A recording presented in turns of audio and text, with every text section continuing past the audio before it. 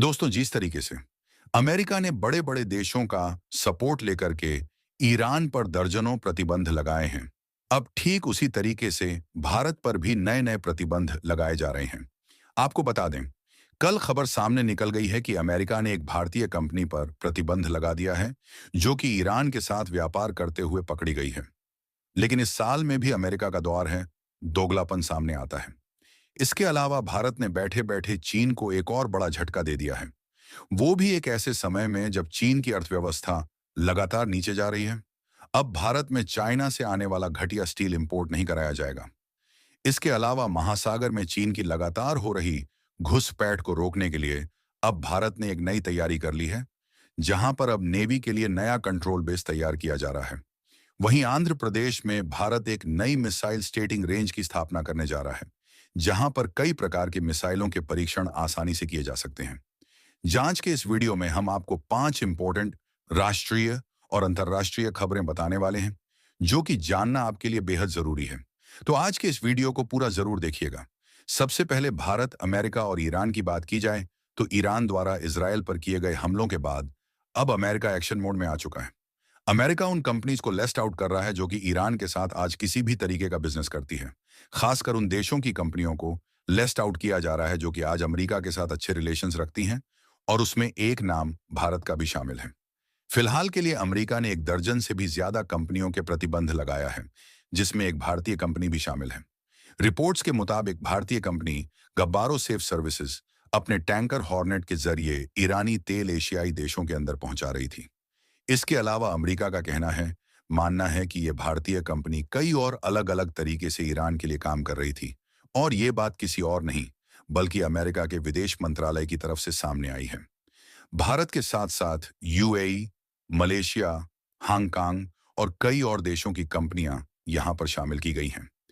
लेकिन ऐसा पहली बार नहीं है कि भारत पर प्रतिबंध लगाया गया हो।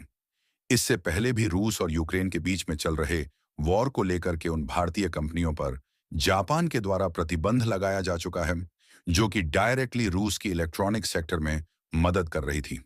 अब मदद यहां पर बहुत छोटे लेवल पर की जा रही थी। इसके बावजूद भी अमेरिका ने भारत पर प्रतिबंध लगा दिया है। लेकिन जब भारत ने स्ट्रांगली अपनी बात को रखना शुरू किया कि अब हमने आ रहा है, डायरेक्टली रूस की मदद कर रहे हैं, जिसमें डुअल यूज वाले इक्विपमेंट्स हम रशिया को एक्सपोर्ट कर रहे हैं। भारत चाइना के बाद दुनिया का दूसरा कंट्री बन चुका है जो कि रूस को सबसे ज्यादा चीजें एक्सपोर्ट कर रहा है, वो भी उनकी जरूरत की, और इतने सारे प्रतिबंध लगने के बावजूद भी। तब इस चीज को लेकर के अमेरिका ने अब तक एक शब्द नहीं बोला है, और अमेरिका के दोगलेपन की बात की जाए तो ईरान और हिस्सा नहीं, इजराइल के बीच इतना बड़ा कॉन्फ्लिक्ट लगभग शुरू होने के कगार पर है। इसके बावजूद भी अभी तक चाबहार पोर्ट का जिक्र नहीं किया गया। अमेरिका ये बात जानता है कि इंडिया मेडलिस्ट यूरोप कॉरिडोर को बनने में काफी ज्यादा समय लगेगा।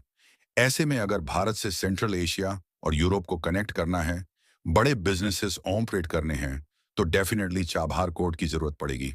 इसके अलावा अफगानिस्तान और सेंट्रल एशिया में अमेरिका अपना कंट्रोल आसानी से रख सकता है। इसलिए भारत के इस प्रोजेक्ट का अभी तक सपोर्ट किया गया है। लेकिन जैसे ही अमेरिका को लगता है कि इससे भारत को फायदा होगा और अमेरिका को फायदा नहीं होगा, वैसे ही ये भारत पर प्रतिबंध लगाने की धमकी देते हैं। सिर्फ इतना ही नहीं, बल्कि भारत से बासमती चावल का करीब 19% हिस्सा आज ईरान को एक्सपोर्ट किया जाता है। साल 2023 और 24 में भारत ने ईरान को दी करीब $680 मिलियन बासमती चावल एक्सपोर्ट किया। इसके अलावा भारत ईरान से सनफ्लावर ऑयल इंपोर्ट कराता है। 324 के आंकड़ों के मुताबिक करीब $32 मिलियन की चाय और सनफ्लावर ऑयल भारत ने ईरान से इंपोर्ट कराया। वैसे तो एक समय पर ईरान भारत का सबसे बड़ा तेल पार्टनर हुआ करता था, लेकिन अमेरिकी प्रतिबंधों के चलते आज दोनों देशों के रिश्ते बहुत ज्यादा खराब हो चुके हैं। लेकिन अमेरिका के इस दोगलेपन पर आप क्या सोचते हैं, हमें कमेंट्स में जरूर बताएं। नेक्स्ट इंपॉर्टेंट ग्रेड की बात की जाए तो आज भारत दुनिया का दूसरा सबसे बड़ा स्टील प्रोड्यूस करने वाला देश है। इसके बावजूद भी जो हाई ग्रेड और हाई क्वालिटी के स्टील हैं, इन्हें भारत चाइना से भारी मात्रा में इंपोर्ट रहता है। वैसे आंकड़ों के मुताबिक चाइना आज दुनिया का सबसे ज्यादा स्टील प्रोड्यूस करने वाला देश है। इसके बावजूद भी रॉ मटेरियल चाइना भारत से इंपोर्ट कराता है। लेकिन रिसेंटली भारत ने इंडस्ट्री को लेकर एक बड़ा फैसला ये है कि अब एंटी डंपिंग ड्यूटी लगा दी गई है उन स्टील प्रोडक्ट्स पर, ताकि चाइना से आने वाला सस्ता स्टील भारत में ना पाए और भारत के जो डोमेस्टिक स्टील प्रोड्यूसर्स हैं इनका नुकसान ना हो। असल में एंटी डंपिंग ड्यूटी ना होने की वजह से चाइना अपना घटिया क्वालिटी का स्टील भी भारत के अंदर डंक कर रहा था। अगर वहीं सेम ग्रेड का स्टील भारत के अंदर कोई कंपनी प्रोड्यूस करती है 100 रुपए में, तो चाइना उसी स्टील को भारत के अंदर दे। इस समय जो कंज्यूमर्स हैं वो डायरेक्टली चाइना के स्टील को खरीदेंगे, क्योंकि उन्हें 3040 रुपए का डिस्काउंट मिल रहा है।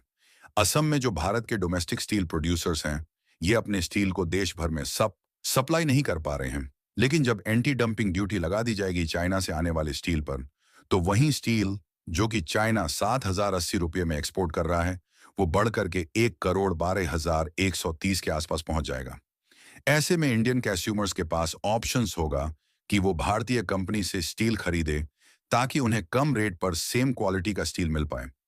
आंकड़े जान करके आप हैरान हो जाएंगे कि आज भारत भले ही दुनिया का दूसरा सबसे बड़ा स्टील उत्पादक देश हो, लेकिन पिछले वर्ष हमने करीब 7,05,00,000 टन स्टील इंपोर्ट कराया है, जिसमें मैक्सिमम हिस्सा चाइना से इंपोर्ट किया गया है। और आज भी भारत की स्टील प्रोडक्शन कैपेसिटी करीब 100 मिलियन टन पर ईयर की है। बाकी भारत द्वारा उठाए गए इस कदम पर आप क्या सोचते हैं? कमेंट्स में अपनी लाइफ जरूर बताएगा। नेक्स्ट इंपॉर्टेंट डेट की बात की जाए तो भारत और चीन से सामने निकल कर आ रही है। आप लोग जानते होंगे कि हिंद महासागर में चीन लगातार खुद को बढ़ाने में लगा हुआ है। चाहे बड़े बड़े एयरक्राफ्ट करियर हों या फिर युद्धपोत और नए नए सबमरीन्स, लगातार चीन लॉन्च करते चला जा रहा है। ऐसे में भारत को बड़ी तैयारी करनी होगी, क्योंकि चीन के साथ हम एक लंबा बॉर्डर शेयर करते हैं। और इसी चीज को काउंटर करने के लिए भारत की तरफ से अब नेवी का एक नया बेस कंट्रोल स्टेशन तैयार किया जा रहा है, वो भी पानी के नीचे, जैसा कि आप लोग जानते होंगे। रिसेंटली भारत ने अपने दूसरे परमाणु सबमरीन नेस अरिघात को नौसेना में शामिल किया है। जैसे ही इसे लॉन्च किया जाता है वैसे ही सेना तैयारी करती है कि इसकी सारी इंफॉर्मेशन और सारे कम्युनिकेशन एक एडवांस्ड फैसिलिटीज के तहत किए जाएंगे और इसको पानी के नीचे तैयार किया जाएगा। और रिसेंटली राजनाथ सिंह, जो कि भारतीय डिफेंस मिनिस्टर हैं, इन्होंने उद्घाटन कर दिया है।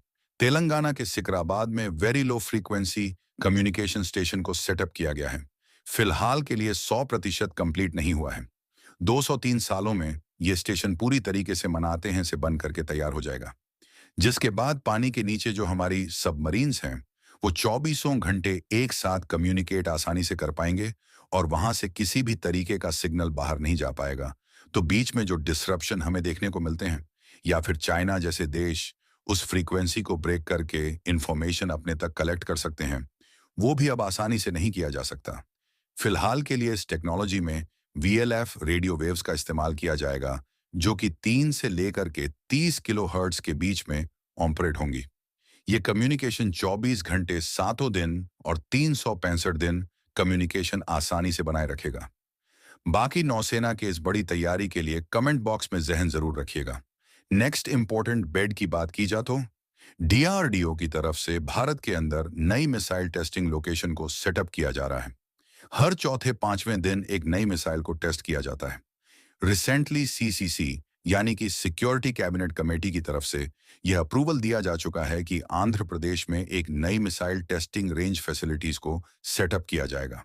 इस प्रोजेक्ट को मंजूरी मिल चुकी है, जहां पर अब भारत और भी ज्यादा एडवांस मिसाइलों का परीक्षण कर पाएगा। और क्योंकि ये लोकेशन भारत के अंदर रहेंगी, इस समय किसी भी देश भारत के अंदर हो रहे इन परीक्षणों का मॉनिटर कर पाना अब न के बराबर होगा। जानकारी के लिए आपको बता दें कि इन नई मिसाइलों में सरफेस टू एयर में मार करने वाली मिसाइल एंड